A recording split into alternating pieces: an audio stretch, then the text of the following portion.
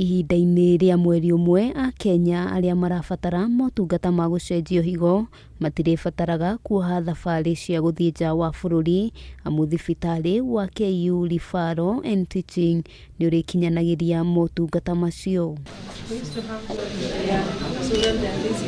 Kuringana na urugamiriri wa thibitari uyu motungata macio mariheanagwo na thogora wa thi niguo gukinyira namba nene ya aria maramabatara na oho guthaitira mioyo ya aingi aria matakoretwo na uhoti wa gwikinyia kuri ataramu nja wa bururi.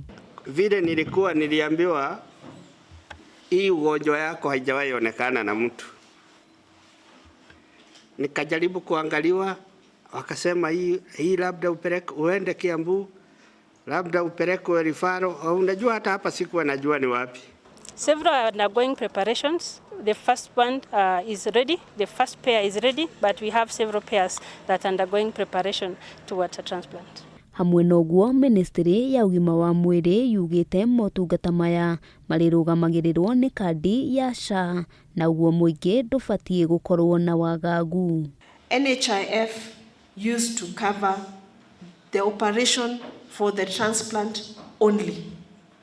Therefore, the patient had to bear the cost of the pre-operative care and also the post-operative care. Ona kuri uguo a Kenya ni mahoetwo guthurimagwo higo ni ataramu mahinda kwa mahinda itemi-ini ria gukurana thina mbere ya wihiriirie. Unaenda chemist unanunua dawa unakunywa finally ndio inilete hapa.